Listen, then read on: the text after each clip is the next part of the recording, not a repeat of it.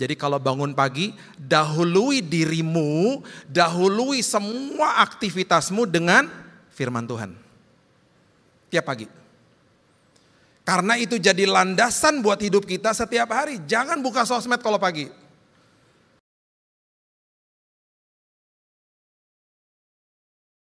Itu sebabnya musim boleh berganti, Tuhan selalu penuh dengan kepastian. Hari ini Tuhan, kami tahu bahwa firman Tuhan kembali akan menasihati kami, karena kami punya Roh Kudus yang ada di dalam kami sebagai mentor agung kami. Itu sebabnya Roh Kudus yang ada di dalam kami akan menjelaskan, menasihati kami, dan menguatkan iman percaya kami. Berbicaralah Tuhan, hanya di dalam nama Tuhan Yesus kami berdoa, dan kami senantiasa mengucap syukur. Kita sama-sama katakan, amin, amin. Silakan duduk. Shalom. Oke. Kita buka sama-sama dari Ulangan 31 ayatnya yang ke-8. Ulangan 31 ayat yang ke-8. Ini adalah sebuah prinsip yang firman Tuhan ajarkan bahwa Tuhan itu selalu ada di depan kita. Berarti Tuhan mendahului kita. Dan kalau Tuhan mendahului kita, itu artinya adalah Tuhan yang tuntun tangan kita. Dan Tuhan adalah Tuhan yang sedang memberitahu kepada kita bahwa Dia maha hadir. Kalau Tuhan sudah ada di depan kita, di masa depan kita, berarti besok di hari Senin Tuhan sudah ada di sana, menyiapkan yang terbaik bagi kita. Kita bisa berencana besok. Besok tuh hari libur, kita punya rencana mau gini, mau gitu. Kita sering kali tiba-tiba mengalami penundaan misalnya. Tiba-tiba ada hal terjadi yang tiba-tiba membuat langkah kita jadi tersendat. Ketahuilah bahwa kalau Tuhan di depan kita, apapun delay, apapun penundaan, dan bahkan ketika ada pintu yang tertutup, mengucap syukurlah. Karena Tuhan itu maha hadir, Dia maha tahu, Dia maha kuasa. Kalau kita ngerti pimpinan Tuhan seperti begitu, kita akan tersenyum setiap hari. Dan kita memang harus belajar. Kalau Tuhan ada di depan kita, kalau Tuhan sudah mendahului saya, itu berarti tugas saya adalah saya fokus sama tangan Dia yang pegang tangan saya. Dan seringkali itu susah. Waktu saya masih kecil, saya dipegang sama tangan papa saya. Dan seperti kalau kita punya anak, kita pegang tangan anak kita, dan seringkali seorang anak akan bilang gini, mau kemana? Mau kemana?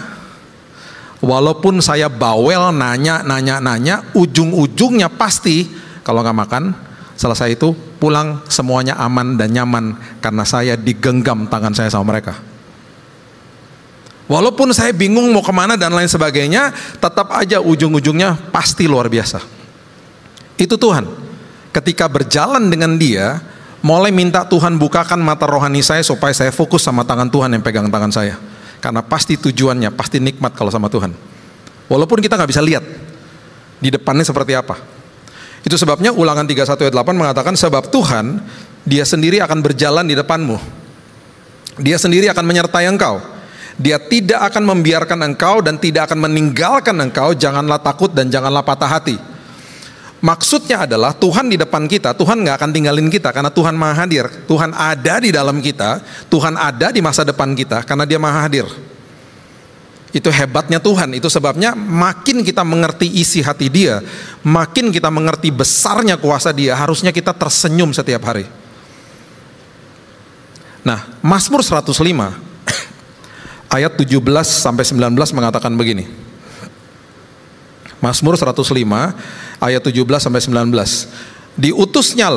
Diutusnya sama Tuhan, seorang mendahului mereka. Mereka itu siapa? Keluarga daripada Yusuf.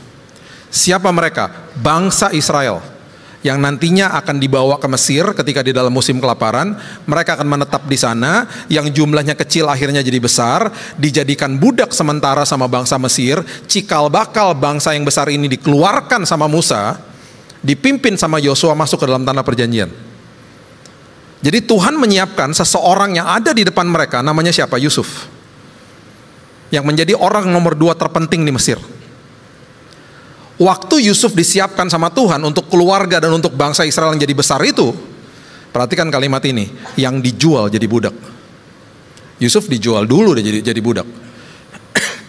Mereka mengimpit kakinya dengan belenggu, lehernya masuk ke dalam besi. Semuanya ini terjadi, proses ini. Kapan selesainya? Sampai saat firman-Nya sudah genap. Dan ketika janji Tuhan telah membenarkannya, selesai prosesnya.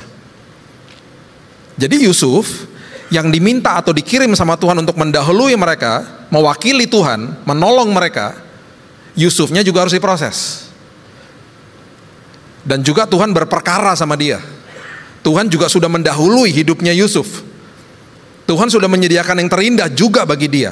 Masalahnya sekarang gini, kalau Yusuf diinterview sama Tuhan, Tuhan bilang gini, Sup, satu hari nanti lu kan jadi orang nomor 2 terpenting di Mesir. Wow, tapi ya, kamu akan dibuang sama kakak-kakakmu di sumur. Jubahmu yang kamu bangga-banggakan tuh yang bagus itu diambil sama mereka, dikoyakan, dilumuri sama darah hewan. Jubahmu itu dikasih ke bapakmu yang kamu sangat kasihi. Bapakmu stres seumur hidup karena berpikir kamu mati diterkam binatang buas. Kamu dijual, Sup, nanti ke Mesir. Sampai di Mesir kamu naik pangkat dikit deh, kerja di rumahnya Potifar. Kamu jujur, kamu penuh dengan integritas. Kamu difitnah sama istrinya. Kamu masuk ke dalam penjara. Dibelenggu kamu di situ. Di situ kamu menemukanlah karuniamu bisa menafsirkan mimpi ketika kamu berjumpa dengan juru minum dan juru roti. Oh, kamu senang karena kamu mendapatkan secercah harapan. Kamu titip pesan sama mereka, guys, kalau sampai lo orang pada keluar jangan lupain gua ya. Tahu nggak apa yang terjadi, Sup? Mereka keluar dari penjara, mereka lupakan dirimu for another 2 years, 2 tahun lagi. Baru setelah lewatin semuanya itu, kamu jadi orang nomor 2 terpenting di Mesir. Kira-kira dia mau nggak?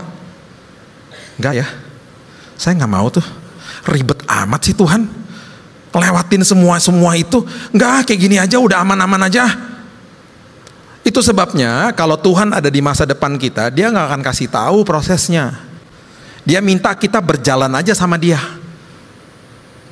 Kita diminta sama Dia untuk berserah aja sama Dia, karena Dia punya tanggung jawab yang lebih besar, lebih luar biasa, lebih dahsyat. Dan itu sebabnya Dia biarkan proses itu terjadi, supaya kita sampai ke titik di mana Dia siapkan yang terindah bagi kita. Itu dibiarin aja sama Tuhan. Itu sebabnya di 1 Raja-Raja pasal yang ke-17, firman Tuhan bilang begini. 1 Raja-Raja 17 ayat yang pertama. Lalu berkatalah Elia orang Tisbe dari Tisbe Gilead kepada Ahab, demi Tuhan yang hidup Allah Israel yang kulayani, sesungguhnya tidak akan ada embun atau hujan pada tahun-tahun ini kecuali kalau ku katakan. Musim kering. Elia lagi kasih tahu. Kemudian datanglah firman Tuhan kepada Elia, karena mau terjadi musim kering kan. Tuhan bilang gini, pergi dari sini. Kamu harus berjalan ke timur, bersembunyi di tepi sungai Kerit, di sebelah timur sungai Yordan. Kenapa? Karena di sana, kalau kamu pergi ke sana, engkau dapat minum dari sungai itu, ayat 4. Mumpung airnya belum kering. Karena hujan udah berhenti loh. Masih ada airnya tuh, kamu pergi ke situ. Kemudian Tuhan katakan begini, burung-burung gagak telah kuperintahkan untuk memberi kamu makan di sana. Di sana tuh artinya di masa depanmu. Nggak tahu itu di hari esok, di jam berikutnya, di 2 hari lagi, pokoknya di sana. Itu sebabnya kalau kita baca ini dan ngerti, Tuhan bisa pakai siapa saja dan apa saja untuk menolong dan selalu menyertai kehidupan kita, bahkan memenuhi semua kebutuhan kita di masa depan kita. Kalau burung-burung gagak aja bisa diperintahkan sama Tuhan. Saya kalau baca ini saya bilang ini, terima kasih ya Tuhan. Tolong saya supaya saya makin mengerti dan buka mata rohani saya. Lalu ia pergi ke sana, seperti difirmankan Tuhan ayat 5. Ia pergi dan diam di tepi sungai Kerit di sebelah timur sungai Yordan. Perhatikan ayat yang ke-6. Pada waktu pagi dan petang. Pagi dan petang. Pagi dan petang. Burung-burung gagak membawa roti dan daging kepadanya. Dan ia minum dari sungai itu. Berarti burung gagak bawain Elia, kalau pagi McDonald, kalau sore Burger King. Berarti setiap pagi dan petang burung-burung gagak ini diperintahkan sama Tuhan untuk masuk ke rumah-rumah penduduk, ngambilin roti, ngambilin daging, dan udah pasti diperintahkan sama Tuhan, Tuhan roti yang baik, daging yang terbaik dikasih buat anaknya. Itu pemeliharaan Tuhan. Oke, kering pasti, musim berganti kan. Tadi kita nyanyi lagunya, musim berganti, tapi Tuhan kita ajaib, jalannya tak terduga. Jadi ketika akhirnya sungainya kering, oh tenang aja, karena sumbernya adalah Tuhan. Sumber atas segala sumber. Ayat 7 mengatakan, tetapi sesudah beberapa waktu sungai jadi kering. Kering sungainya, sebab hujan tiada turun di negeri itu.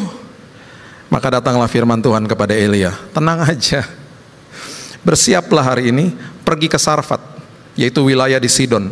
Diam di sana, ketahuilah, aku telah memerintahkan, yang tadinya burung-burung gagak, aku telah memerintahkan seorang janda untuk memberi kamu makan. Mending janda kaya. Janda miskin, yang makan aja udah gak bisa, tinggal satu adonan, habis itu dia mati. Tuhan sudah memerintahkan janda ini untuk ketemu sama Elia. Berarti janda ini yang miskin ini, dia udah dapat suara Tuhan kan? Dia akan ketemu sama abdi Allah. Tetapi kalau yang namanya suara Tuhan, janji Tuhan, ketika ketemu berhadapan sama kenyataan, kan beda. Kita bisa baca 7.000 lebih janji firman Tuhan yang ada di Alkitab, tetapi ketika berhadapan sama kenyataan, oh semuanya bisa beda. Kata-kata kita tetap berdasarkan kenyataan di depan mata. Itu sebabnya ini yang terjadi. Sesudah ia bersiap pergi ke Sarfat, ayat 10, ia sampai ke pintu gerbang kota. Di sana tampak seorang janda mengumpulkan kayu api. Kemudian Elia berseru kepada perempuan itu, cobalah ambil bagiku sedikit air dalam kendi supaya aku minum. Ketika perempuan itu mengambil, kemudian Elia berseru lagi, coba sekarang ambil bagiku sepotong roti. Nah ini dia nih masalahnya. Ingat ya, janda ini udah diperintahkan sama Tuhan, berarti dia dapat suara Tuhan. Tapi tetap aja kenyataan adalah kenyataan.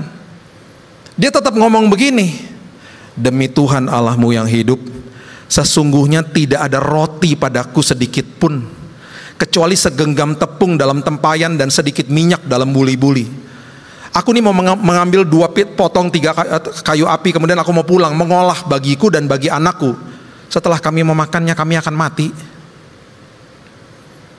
Elia bilang begini, kan Tuhan udah perintahin kamu, Tuhan akan tolong saya, Tuhan akan tolong kamu. Sekarang prinsipnya adalah begini, supaya terjadi multiplikasi. Tuhan bilang begini, lewat Elia, dia katakan begini, jangan takut, pulanglah, buatlah seperti yang kau katakan, tetapi buatlah lebih dahulu bagiku sepotong roti bundar kecil daripadanya, dan bawalah kepadaku, kemudian barulah kau buat bagimu dan bagi anakmu. Dengan kata lain, dari kekuranganmu tabur terlebih dahulu. Karena yang terjadi adalah tepung dalam tempayan, ayat 14, tidak akan habis, minyak dalam buli-buli tidak akan berkurang sampai pada waktu Tuhan memberi hujan ke atas muka bumi. Ini dipertegas sama kisah ketika Yesus sedang berhadapan dengan seorang janda yang memberikan sepeser di hadapan murid-muridnya. Sebelumnya ada orang Farisi memberi dari kelimpahannya. Janda ini memberi dari kekurangannya. Dan ketika dia lihat itu, dia kasih tahu murid-muridnya, dia katakan janda itu memberi yang terbesar. Karena gini prinsip firman Tuhan, 10.000 sama 100.000 di mata dunia besaran 100.000. Prinsip kerajaan sorga tidak pernah dilihat nominalnya, yang dilihat sisanya. Makanya ketika memberi dari kekurangan, itu adalah pemberian terbesar. Multiplikasi terjadi. Saya nggak ngomong soal uang, itu sekunder bagi saya. Semua aspek yang lebih penting dalam hidup kita, contohnya gini, kita pulang kerja nih, badan udah capek, sisa tenaga udah nggak ada, kita masih berlutut mesbah keluarga malam hari, itu pemberian terbesar. Itu luar biasa baru namanya. Kita udah gak punya waktu, kita udah kecapean, kita bahkan emosi, lagi emosi nih, berapa nama orang yang membuat kita emosi. Kita tahan, kita ambil keputusan untuk sabar dan memberikan kasih kepada dia. Itu pemberian terbesar. Udah gak ada sisanya loh. Nih emosi gue udah kemakan, tergerus nih gue, dan gue masih tetap mengambil keputusan untuk sabar. Karena apa? Kasih adalah keputusan. Itu sebabnya definisi daripada kasih yang pertama adalah kasih itu sabar. Kasih itu murah hati. kasih tidak mementingkan diri sendiri. Itu semua adalah decision, keputusan, bukan perasaan. Lawan daripada kasih adalah perasaan. Lawan daripada sabar apa? Tidak sabar. Tidak sabar itu perasaan. Mau tidak sabar? Oh gampang, ngantri aja di Indomaret. Pasti nggak sabar. Lama amat sih. Satu hari ada orang nyelak di Indomaret. Istri saya ngomong seolah-olah dia nggak ada di sini. Yang sangat berani, dia tegur tuh bapak-bapak yang nyelak barisan. Ngantri dong. Ya ampun bu, cuman botol aqua doang. Ya ngantri dong, hargain dong yang lain. Tiba-tiba Indomaret jadi kisruh. Karena semua orang pada bicara, termasuk kasirnya. Ngantri mas. Semua yang lagi ngantri. Dia ngantri. Istri saya pulang, dia kasih tahu. Tadi aku tegur tuh bapak-bapak. Kurang ajar banget. Gak belajar. Orang Indonesia paling susah ngantri, kenapa sih gitu. Terus saya tanya gini, kok berani banget sih negor-negor bapak-bapak itu? Iyalah, tenang aja, kalau ada apa-apa kan tinggal panggil kamu. Emangnya gue preman? Kan Indomaret dekat rumah, aku tinggal telepon, kamu datang berdiri di pintu, orang juga takut lihat kamu. Kamu gak usah ngapa-ngapain, berdiri begini. Seseramkah itu kah saya? Jadi apapun terjadi dalam hidup ini, pastikan, walaupun kita sudah terpojok, kita udah nggak ada ngapa-ngapain, udah nggak bisa ngapa-ngapain, dan tetap taat sama Tuhan, itu pemberian terbesar. Banyak orang terpojok, ambil keputusan sendiri. Itu maksudnya. Jadi janda ini akhirnya juga belajar bertumbuh di dalam kasih karunia Tuhan. Grow in grace, itu prinsipnya Petrus loh. Jangan kamu tersesat, jangan sampai kamu kehilangan pegangan. Bertumbuhlah dalam kasih karunia dan pengenalan akan Tuhan kita Kristus Yesus. Itu prinsipnya Petrus. Bertumbuhlah di dalam Dia. Jadi kalau kita ngerti ini, oh merdeka kita. Nah sekarang gini, kita harus paham bahwa Tuhan sudah mempersiapkan semua di depan kita. Tuhan bahkan mempertemukan nih dua orang, dan akhirnya mereka mendapatkan sebuah penyertaan Tuhan. Kemarin kita baru pulang dari kota Sydney. Kita ada 10 hari di sana karena ada pelayanan di situ. Dan saya ketemu sama teman lama, ketemu sama teman baru. Teman lama saya seorang pilot. Saya ini kan suka dunia aviasi, jadi teman pilot saya banyak. Dia orang Indonesia, pilot, udah pindah ke sana. Saya ketemu sama dia. Bro, ketemu gue dong. Oh iya Bill, ayo kita hangout ya. Udah. Waktu lagi hangout dia bilang gini, Bill, gue jam 2 jalan ya, karena gue harus jemput anak gue. Oke gak apa-apa, karena jam 2 nanti teman baru gue yang dari gereja yang ngundang gue akan datang. Dia akan jemput gue, udah tenang aja gak apa-apa, gue bilang gitu. Jadi waktu aplusan, ketemu dong teman lama, ketemu sama teman baru. Yang teman baru juga orang Indonesia. Kenalan. Sama-sama orang Indonesia tinggal di sana. Teman lama rupanya lagi cari kerjaan. Pengen jadi supirnya Transjakartanya Sydney. Pengen jadi supir bus. Teman baru ternyata supir bus. Jadi ngobrol dong. Supir bus. Wah, terus teman baru bilang begini, kota Sydney lagi cari driver baru loh. Buruan daftar, dikasih tahu linknya, formulirnya, caranya, semuanya, bagaimana ntar tesnya dan lain sebagainya. Wah senang. Saya ngeliatin sama istri saya, wow, gara-gara kita Tuhan pertemukan dua teman ini nih yang mempunyai kebutuhan. Ngobrol punya ngobrol, usut punya usut, ternyata teman baru lagi program mau punya anak sama istrinya, dan pengen banget ketemu dokter Objin. Dokter Objin ini adalah dokter yang agak-agak susah ketemunya karena terkenal. Buat appointment juga agak susah nih. Usut punya usut, ternyata dokter Objin itu adalah kakak ipar teman lama. Ayo, yang satu pengen jadi supir bus ketemu sama supir bus, yang satu pengen cari dokter ternyata kakak iparnya. Tuhan selalu pertemukan orang demi orang karena Tuhan sudah mendahului kita. Itu sebabnya penyertaan Tuhan selalu tepat waktu. Selalu tepat waktu. Nah sekarang masalahnya gini, ini menjadi pertanyaan juga nih bagi banyak orang, dan jadi keluhan jadi banyak orang. Orang ngomong begini nih, tapi Pak, saya tadinya pengen banget punya kerjaan itu Pak, tapi kesempatan tuh diambil orang lain. Pak, tadinya saya pengen banget nikah sama dia, diambil orang lain Pak. Ya itu salah lu sendiri lah. Pak, tadi saya pengen banget punya kesempatan, tapi saya nggak dapat Pak kesempatan itu. Orang udah lebih duluan dari saya. Jangan banding-bandingkan dirimu dengan orang lain. Kalau belum genap waktunya, Tuhan nggak akan kasih. Karena Tuhan tahu ketika dia kasih itu jadi bahaya buat kita. Kita bisa jadi sombong, atau ketika ada badai kita nggak sanggup mengelolanya. Makanya kalau sudah genap waktunya tuh berarti sudah genap waktunya seturut sama rencananya, bukan rencana kita. Ini contoh dalam Alkitab. Coba lihat Yohanes pasal yang kelima, ayat 1 sampai 8, coba lihat. Yohanes 5 ayat 1. Sesudah itu hari raya orang Yahudi, Yesus berangkat ke Yerusalem. Dekat pintu gerbang domba ada kolam yang disebut dalam bahasa Ibrani Bethesda, artinya 5 serambi. Yang udah pernah ke Israel pasti pernah dibawa ke situ, ya. Di serambi-serambi itu berbaring sejumlah besar orang sakit. Ada yang buta, timpang, lumpuh, yang menantikan apa? Goncangan dalam kolam itu. Kenapa goncangan? Karena sewaktu-waktu akan turun malaikat Tuhan ke dalam kolam itu, menggoncangkan air itu. Perhatikan ini, barang siapa yang terdahulu masuk ke dalamnya sesudah goncangan air itu, sembuh. Ayat berikutnya, di situ ada seorang yang sudah 38 tahun lamanya sakit. Yesus datang, tanya sama dia, maukah engkau sembuh? Ini jawabannya dia. Perhatikan jawabannya dia. Tuhan, tidak ada orang yang menurunkan aku ke dalam kolam itu apabila airnya mulai goncang.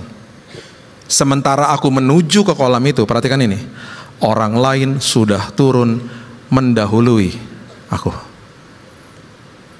Udah didahuluin orang lain. Saya mau beritahu, tidak ada siapapun dan apapun yang bisa mendahului Tuhan. Karena ayat berikutnya yang terjadi adalah, nggak usah masuk-masuk kolam. Sekarang Tuhan bilang begini, bangun, angkat tilammu, berjalanlah. Kalau sudah dipercepat sama Tuhan, itu berarti waktunya sudah genap. Jadi kalau dituntun sama Tuhan, karena Tuhan di depan kita ya, dituntun sama Tuhan, kadang-kadang dia memperlambat ritme perjalanan proses kita. Terus kita bilang gini, ayo dong Tuhan buruan. Enggak, tunggu dulu, pelan-pelan. Dan ada beberapa waktu dia akan mempercepat langkah kita, karena itulah Tuhan. Dia maha hadir, dia maha tahu, dia maha kuasa. Dia yang tahu segala-galanya, dia tahu waktu yang tepat buat kita. Jadi tersenyumlah tiap hari, walaupun ada penundaan. Karena Tuhan tahu yang terbaik buat kita. Saya waktu sakit, saya ini menikah dengan orang yang sangat-sangat logika tinggi.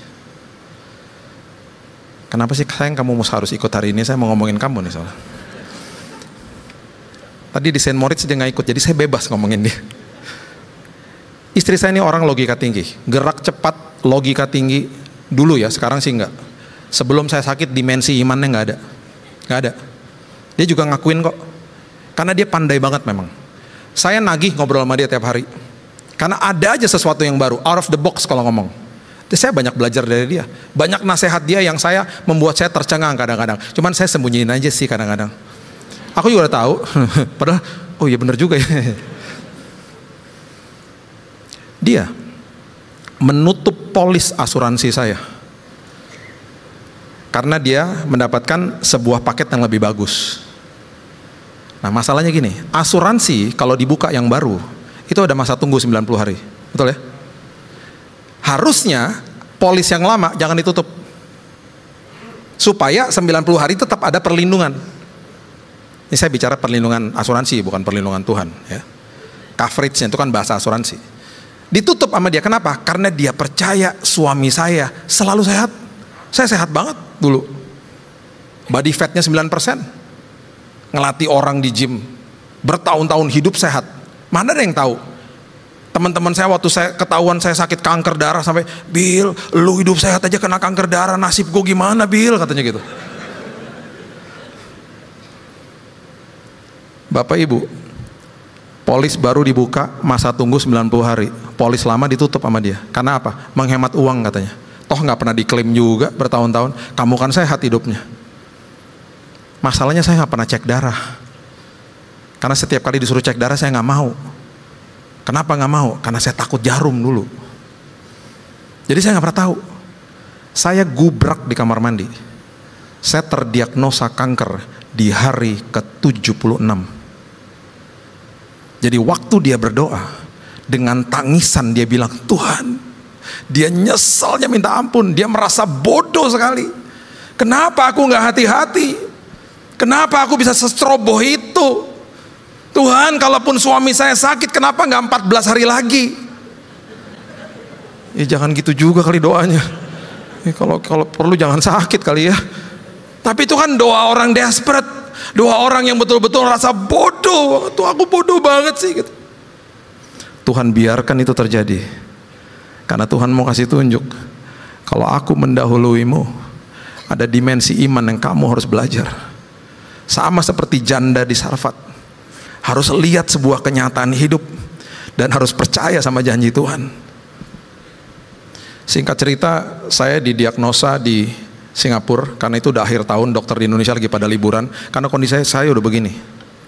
Di tanggal 2 Januari, diagnosa keluar, dan dokter di Mount E bilang begini, kita bilang begini sama dia, kita nggak mau lah di sini, kita nggak punya asuransi, gimana mau bayarnya, Mount E kan mahal banget, nggak bisa lah. Tiba-tiba dia bilang begini, saya telepon ya dokter di SGH Singapore General Hospital, istri saya ini pekerjaannya adalah evakuasi medis, bertahun-tahun, puluhan tahun dah. Jadi dia hafal rumah sakit di sana, dia tahu dokter-dokter di sana. Dia bilang gini, SGH kan nggak terima orang Indonesia. Singapore General Hospital itu seperti RSCM-nya, semuanya lengkap, dokternya bagus-bagus, murah. Kan nggak terima orang Indonesia tahun 2019. Kan diperuntukkan untuk warga sana. Dokter Mount E bilang ini, tenang aja, saya pakai jalur saya. Dia telepon ketua hematologi di sana, tanggal 2 Januari, yang saya pikir dokternya nggak mungkin ada, pasti liburan, angkat telepon di depan saya, dan dia bilang kirim pasiennya sekarang ke sini. Kita sampai di sana, singkat cerita kita masuk di situ dengan jalur dia. Kita ambil kamar yang paling murah, kamar yang berempat, paling murah kan. Tiba-tiba saya muntah-muntah karena saya masuk rumah sakit udah di kursi roda, udah nggak bisa napas kan darahnya udah habis. Dan tiba-tiba saya muntah-muntah karena bau makanan di kamar itu, bau makanan. Saya nggak tahan, muntah-muntah. Tiba-tiba istri saya lihat di website, ya rumah sakit ini punya kamar yang isolasi, kamar sendirian. Harganya nggak terlalu mahal, nggak terlalu beda-beda jauh sama kamar yang berempat ini. Kenapa dia nggak segitu mahal? Karena dia bukan kamar VIP, dia kamar isolasi. Kenapa dia nggak begitu mahal? Karena nggak ada jendelanya kamarnya. Jadi istri saya bilang sama suster, minta dong kamar ini. Suster bilang gini, udah sold out bu, itu kamar laku banget karena sendirian dan murah. Dia rasa bersalah lagi, kenapa nggak dari kemarin-kemarin aku book ya kamar ini. Rasa bersalah terus. Sepertinya udah didahului sama orang lain toh. Ya udah kedahuluan sama orang lain. Sama seperti orang sakit di kolam Bethesda, udah didahului sama orang lain. Saya bilang gini, udah kita ngucap syukur aja. Dalam hitungan 12 jam malam-malam tiba-tiba suster datengin saya, bilang gini, Pak bangun. Kenapa? Pak, rumah sakit sama dokter udah siapin bapak kamar nomor 3 tuh di ujung. Oh gitu, kamar isolasi ya? Bukan. Apaan? Kamar apaan? Kamar sendiri tapi namanya suite room. Apaan tuh suite room? Itu kalau di hotel presidential suite. Ih gila banget. Jadi VVIP suite room. Saya bilang suster nggak ngerti. Saya nggak pernah request kamar begituan. Kamar isolasi yang murah. Saya bilang gitu. Pak tunggu dulu. Bukan saya nggak ngerti. Bapak nggak ngerti. Saya belum selesai ngomongnya. Tunggu dulu.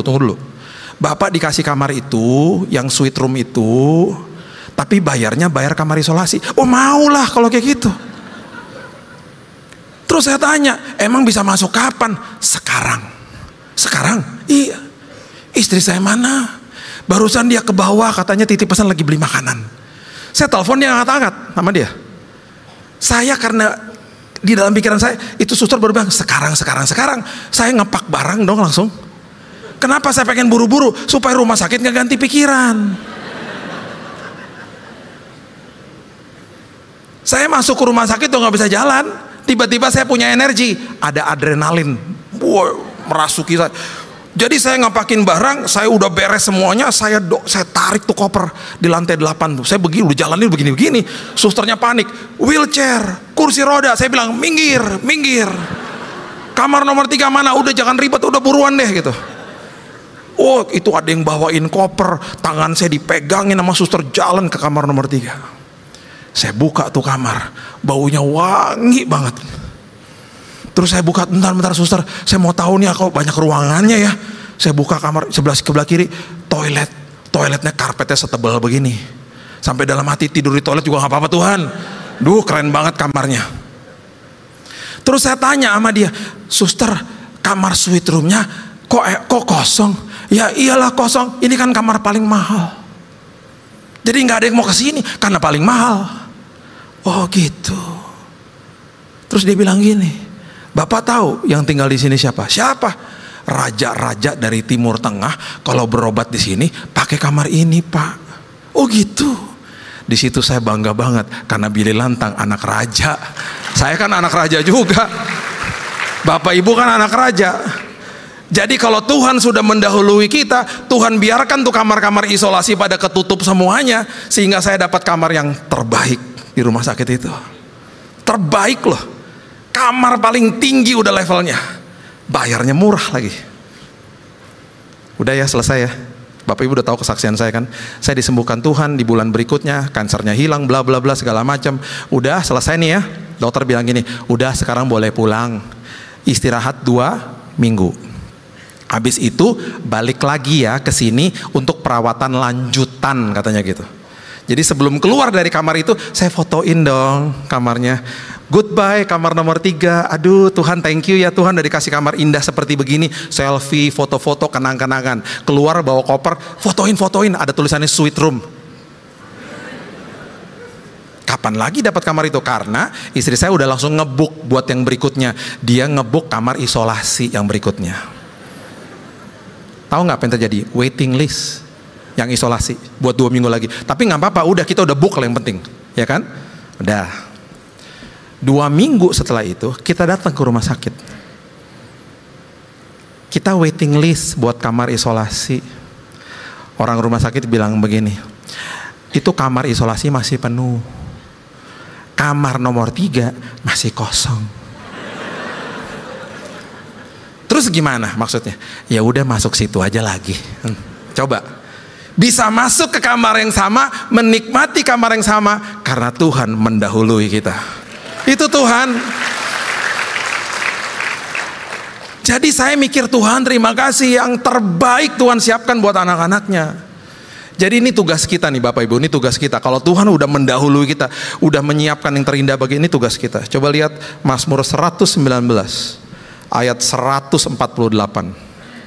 Mazmur 119 ayat 148. Aku bangun mendahului waktu jaga malam untuk merenungkan janjimu. Dengan kata lain, pribadi yang paling sulit dikalahkan adalah diri kita sendiri toh. Jadi kalau bangun pagi, dahului dirimu, dahului semua aktivitasmu dengan firman Tuhan. Tiap pagi. Karena itu jadi landasan buat hidup kita setiap hari. Jangan buka sosmed kalau pagi. Yang kita buka udah gitu sosmednya orang yang kita nggak sukain lagi. Kita pencet-pencet, kita lihat orang itu, kita liatin dia terus gitu gini, ih keluar negeri mulu, flexing lo gitu. Buat apa coba pagi-pagi udah begitu? Cari firman Tuhan, landasi harimu dengan firman Tuhan. Karena ayat berikutnya mengatakan begini, Amsal 18 ayat 12. Amsal 18 ayat 12. Ini kecenderungan manusia soalnya. Tinggi hati mendahului kehancuran. Perhatikan ini, tetapi kerendahan hati mendahului kehormatan. Semua orang mau dihormati. Tetapi salahnya adalah banyak orang kejar kehormatan, lupa rendah hati. Yang terjadi adalah hancur hidupnya. Itu sebabnya orang yang berkelahi di jalanan itu semuanya karena apa? Merasa kehormatannya terusik. Pukul-pukulan gara-gara rebutan masuk ke dalam pintu tol. Dipukul satunya mati, salah pukul, ayo. Itu terjadi. Akhirnya apa? Yang terjadi kehormatan gak pernah ikutin dia. Setiap kali ada kerendahan hati, kehormatan akan ngikutin kita. Gak usah kejar kehormatannya, kejar kerendahan hati.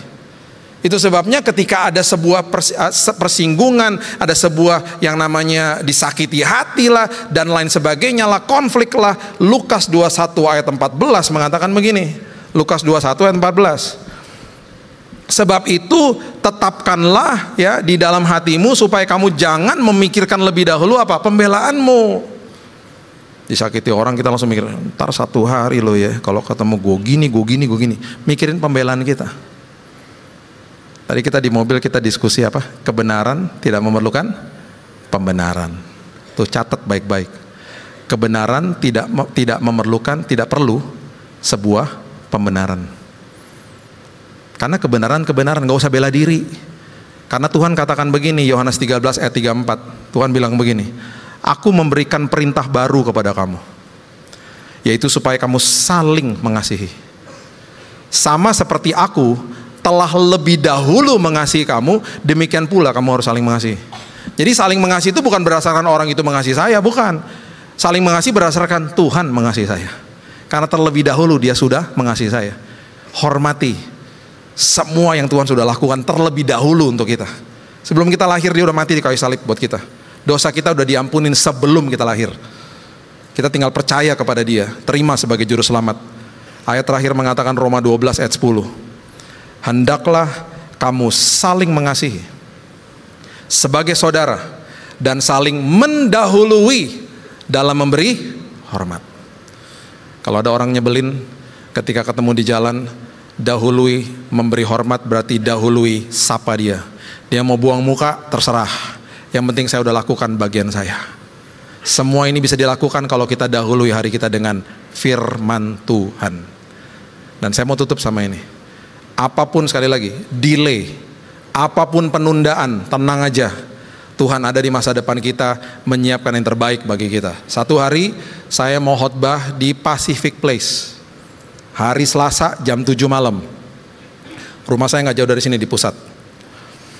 Kalau saya mau berangkat hari Selasa jam 7 sampai di sana, berarti saya harus berangkat jam 6 sore. Jam 6 sore harus berangkat. Karena 1 jam pasti, macet. Jam 6 keluar dari kamar ke meja kerja, karena kunci mobil biasa selalu ada di situ. Nggak ada kunci mobilnya. Di rumah saya kalau kunci mobil nggak ada, itu berarti ada di tas istri. Ini kan saya banyak ngomongin istri saya jadinya kan. Nah, kalau kunci mobil nggak ada, saya langsung ke kamar cari tas istri saya bongkar-bongkar, pasti ada di situ. Masalahnya tas istri saya nggak ada karena istri saya nggak ada di rumah. Dia lagi pergi. Jadi saya langsung ini aduh kebawa nih kunci. Saya telepon dong. Dia lagi meeting. Aku lagi meeting. Ya tunggu dulu, cek dulu tasnya ada kunci mobil nggak. Hening, tiba-tiba ada suara gini, Tuhan Yesus. Kalau dia ngomong Tuhan Yesus berarti kunci mobil ada di dalam tasnya. Udah tenang katanya. Aku kirim Gojek. Saya bilang kamu kirim Gojek, saya udah lihat di Google Map. 15 menit baru nyampe rumah. Telatlah saya.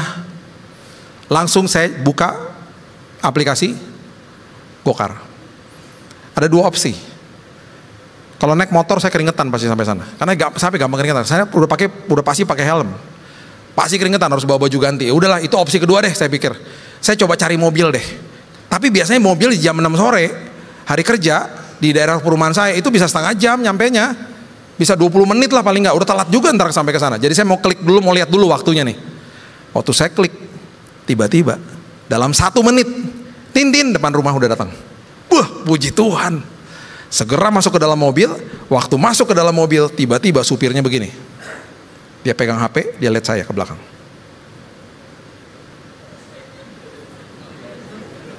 Ini Pak Pendeta Billy. Iya, saya baru nonton khotbahnya Pak. Ini Bapak kan? Dikirimin di grup Pak. Ya ampun Pak. Terus tiba-tiba dia nangis. Puji Tuhan Pak. Tuhan kirim Bapak ke mobil saya Pak. Karena saya banyak masalah Pak. Saya butuh konseling Pak. Iya, konseling boleh, konseling. Tapi jalan dulu. Gue telat nih ntar, jalan. Jadi boleh ya Pak, konseling selama sembari jalan? Boleh Pak, ayo jalan Pak, cepetan Pak. Sepanjang perjalanan dia nangis. Dia komplain soal istri. Dia komplain soal mertua. Sampai saya dalam hati gini, untung lo bukan Salomo. Salomo istrinya 700, mertuanya 700. Lu cuma punya 1 pasang, lo repot, apalagi 700 coba. Aduh. Puji Tuhan sampai di Pacific Place jam 6.50. Masih ada 10 menit lah. Saya bilang udah Mas, kita turun aja ke basement, kita doa di basement. Kalau di atas tadi diusir sama satpam, ntar saya bayarin parkirnya, udah turun aja. turun, kita berdoa. Selesai berdoa, Tuhan tegur saya. Tuhan bilang gini, Bill, kalau terjadi penundaan, lihat apa yang terjadi. Aku lagi pertemukan sama orang yang butuh kamu, dan kamu juga butuh dia loh Bill, supaya kamu diubahkan sama Tuhan. Kamu lihat nih, kalau aku sudah mendahuluimu, perkara besar selalu terjadi Bill, karena bukan jalanmu tetapi jalanku. Oh, saya ngucap syukur. Dan saya sempat tanya sama dia, Mas, kok bisa 1 menit udah depan rumah? Iya Pak, waktu saya sampai rumah Bapak, itu saya baru dropin ibu-ibu di sebelah rumah Bapak. Lah, sebelah rumah saya itu kan rumah mama saya bilang gitu. Iya, saya baru dropin ibu-ibu di situ. Yang muda apa yang tua? Yang muda. Berarti istrinya adik saya. Baru saya dropin, tiba-tiba saya lihat HP, klik lah, Bapak sebelah rumah. Langsung saya datang. Tuhan pertemukan tepat on time pada waktunya. Jadi waktu saya malam pulang, saya kasih kesaksian sama istri saya. Luar biasa ya Tuhan ya. Ketika kunci dibawa, ternyata Tuhan mau pertemukan saya dengan orang itu. Oh, dia senang. Makanya lain kali kalau kunci dalam tas, biarin aja. Gak usah marah-marah, gak usah bersungut-sungut. Enak aja. Gak gitu kali, masa besoknya diambil lagi kuncinya. Kalau terjadi penundaan, terjadi delay, kalau pintu bahkan sampai ketutup, ada kemungkinan ada bahaya loh di situ. Dan ada kemungkinan belum waktu Tuhan. Dan apapun yang terjadi, ngucap syukur, karena Tuhan sudah mendahului kita. Tuhan siapkan yang terbaik buat kita. Amin. Berikan tepuk tangan untuk Tuhan kita. Haleluya.